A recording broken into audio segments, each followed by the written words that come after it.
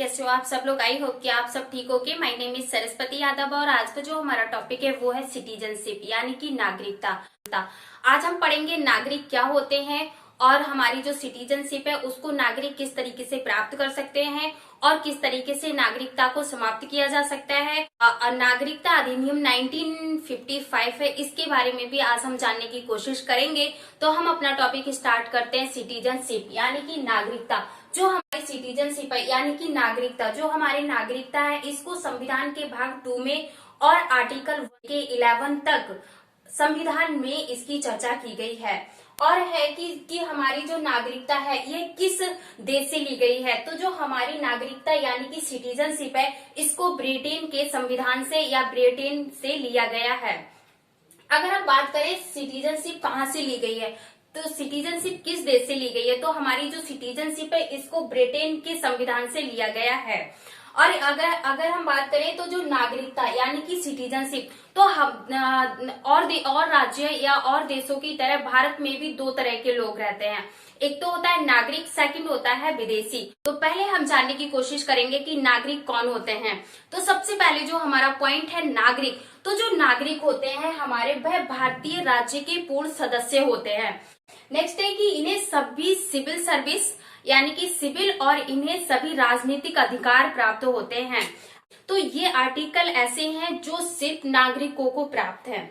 ठीक है, तो अगर हम बात करें आर्टिकल 15, तो आर्टिकल 15 में धर्म, जाति और लिंग की स्वतंत्रता के बारे में बात कही गई है या अधिकार के बारे में बात कही गई है। ठीक है, और जो हमारा नेक्स्ट है आर्टिकल 16, तो आर्टिकल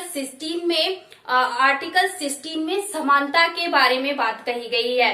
और अगर आर्टिकल 19 की बात करें तो इसमें स्वतंत्रता के बारे में बात कही गई है। आर्टिकल 29 एंड 30 में शिक्षा के अधिकार की बात कही गई है। ठीक है, डन। ये होता है नागरिक, ये होते हैं नागरिक के अधिकार। अब अगर हम नेक्स्ट बात करें कि विदेशी, तो विदेशी कौन होता है। विदेशी किसी अन्य राज्य का सदस्य होता है या किसी अन्य राज्य का नागरिक होता है। डन। और ये क्या करता है, और ये सभी सिविल सर्विस या सिविल और राजनीतिक अधिकार प्राप्त नहीं होते हैं। जो हमारा विदेशी होता है इसके लिए सभी सिविल और राजनीतिक अधिकार प्राप्त नहीं होते हैं। जो विदेशी होते हैं उनकी दो कैटेगरीज होती हैं। जो विदेशी होते हैं वो एक तो होते हैं कि विदेशी मित्र और सेकंड होता है जो विदेशी शत्रु। तो जो हमारे विदेशी मित्र होते हैं, तो विदेशी मित्र का मतलब है कि यानी कि हमारे भारत के संबंध उसके साथ सकारात्मक है, यानी कि अच्छे संबंध है हमारे। और जो विदेशी शत्रु होता है यानी कि हमारे उसके साथ या किसी देश के साथ हमारे सकारात्मक संबंध नहीं है, यानी कि उसके साथ या तो युद्ध चल रहा है या किसी भी तरह की कोई भी लड़ाई झगड़ा चल रहा है। ठीक है, और अब हम नेक्स्ट पॉइंट की बात करते हैं। अगर आपको इसका स्क्रीनशॉट लेना है तो आप प्लीज इसका स्क्रीनशॉट ले लीजिए। अब जो हमारा नेक्स्ट पॉइंट है very very most important point है और मैं यहाँ पे लिख भी देती हूँ, वेरी वेरी मोस्ट इम्पोर्टेंट। अनुच्छेद 5 से 8 के प्रावधानों के तहत संविधान निर्माताओं ने संविधान में नागरिकता एक सामान्य मामला प्रदान किया। उन्होंने नागरिकता का कोई भी विस्तृत प्रावधान प्रदान नहीं किया और इसे पूरी तरह से संसद द्वारा बनाए गए कानून पर छोड़ दिया गया, यानी कि छोड़ दिया। तो यहाँ से क्वेश्चन बनता है कि हमारी जो नागरिकता से संबंधित अधिकार कौन लेता है, तो हमारी जो नागरिकता से संबंधित जो कानून बनाता है वो संसद बनाती है।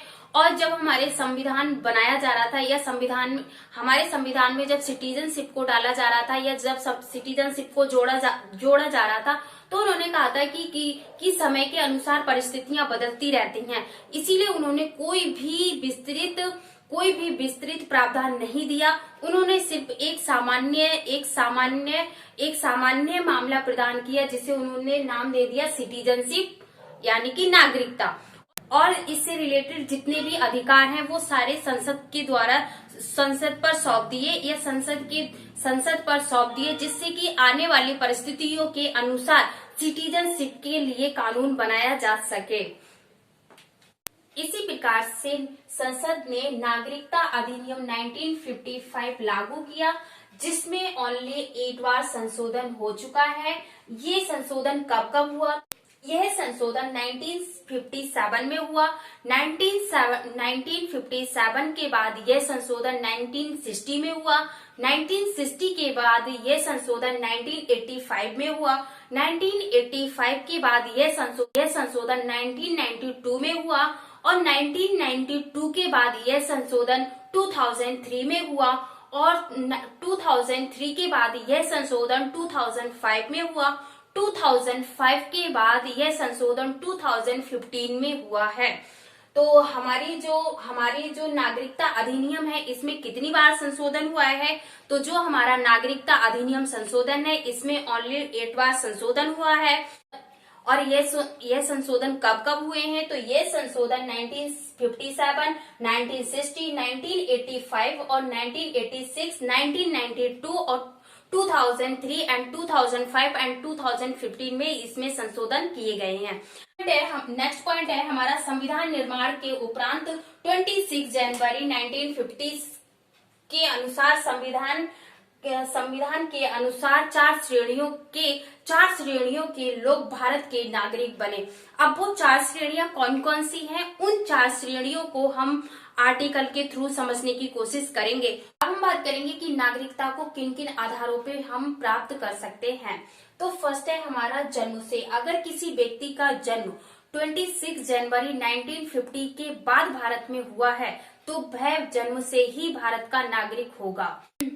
अब हम बात करेंगे वंश के आधार पर। तो वंश के आधार पे अगर हम बात करेंगे तो वंश के आधार का मतलब है कि किसी के माता पिता में से कोई एक नागरिक हो तो वह भारत की नागरिकता प्राप्त कर सकता है। नेक्स्ट है हमारा पंजीकरण। तो पंजीकरण। नेक्स्ट है हमारा प्राकृतिक रूप से। प्राकृतिक रूप से यानी कि अगर कोई व्यक्ति भारत की नागरिकता का परित्याग कर देता है तो उसके साथ साथ उसके बच्चे को भी भारत की नागरिकता नहीं मिलेगी। लेकिन अगर उसके बच्चे 18 साल के बाद भारत की नागरिकता लेना चाहें तो वह भारत की नागरिकता प्राप्त कर सकते हैं। 5 है हमारा क्षेत्र संविष्ट द्वारा। क्षेत्र का संविष्ट द्वारा मतलब कि कोई भी अगर भारत में कोई भी क्षेत्र को जोड़ा जाता है तो वहां के लोगों को भारत की नागरिकता खुद ब खुद प्राप्त हो जाती है। अगर आप देखेंगे कि नागरिकता का समापन यानी कि नागरिकता को किन किन आधारों पे हम समाप्त कर सकते हैं। स्वैच्छिक त्याग यानी कि स्वयं से त्यागना। किसी व्यक्ति ने अपनी इच्छा से अगर नागरिकता को त्याग दिया है तो उसके लिए कहते हैं कि स्वयं से त्यागना। सेकंड है हमारा बर्खास्तगी के द्वारा। बर्खास्तगी के द्वारा है कि किसी व्यक्ति